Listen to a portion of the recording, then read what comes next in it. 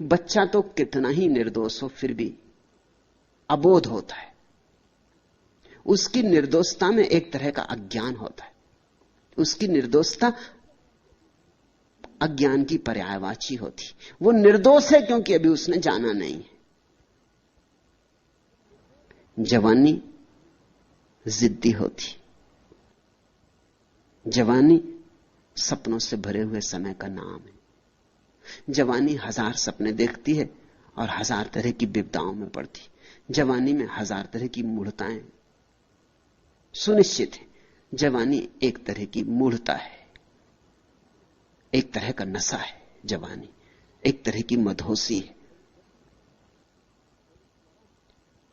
जवानी में बड़ी गति है और बड़ी त्वरा है और बड़ी ऊर्जा है, लेकिन बड़ी विक्षिप्तता भी है। बुढ़ापा में जवानी की मूढ़ता गई, विक्षिप्तता गई, पागलपन गया, जवानी का जोश खरोश गया, जवानी की उत्तेजना ज्वर गया, बचपन का अज्ञान गया। जीवन के सारे अनुभव बूढ़े को ताजा कर जाते, निखार जाते, शुद्ध कर जाते। अब न वासना के अंधड़ उठते, न बचपन का अज्ञान खिलौनों में उलझाता, न जवानी की विक्षिप्तता पद धन प्रतिष्ठा की दौड़ में महत्वाकांक्षा जगाती। एक शांति उतरनी शुरू हो जाती। बूढ़ा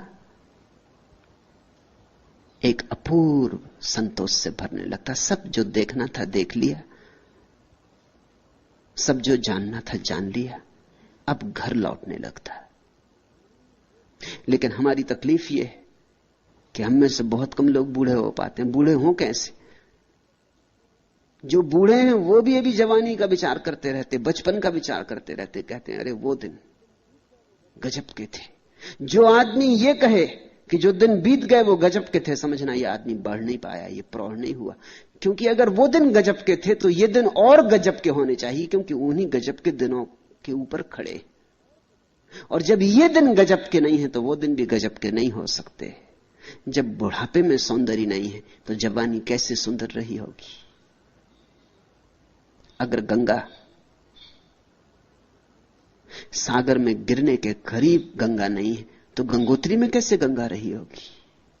बूढ़ा आदमी एक अभिनव सौंदर्य से भर जाता है। उसके सौंदर्य में एक शीतलता होती है, जवानी की गर्मी नहीं। और बूढ़ा आदमी फिर सरल हो जाता है, लेकिन उसकी सरलता में बुद्धिमत्ता होती, बच्चे का अज्ञान नहीं। बुढ़ापा अद्भुत है। और जो आदमी ठीक से बूढ़ा हो गया, न पीछे लौट देखता जवानी को, न याद करता बचपन को, वो आदमी अब मृत्यु में भी उतने ही आनंद से प्रवेश कर सकेगा। क्योंकि बुढ़ापे का डर क्या है कि कहीं मैं बूढ़ा ना हो जाऊं? वो डर यही है कि बुढ़ापे के बाद फिर आखिरी कदम मौत है। तो जवान जवानी में रुक जाना चाहता है, सब तरह की चेष्टाएं करता है, किसी तरह पैर जमा के खड़ा हो जाऊं, ये जो नदी की धार सब बहाए ले जा रही, ये मुझे अपवाद की तरह छोड़ दे, तो दुख ही दुख होगा। सुख किसे होता है?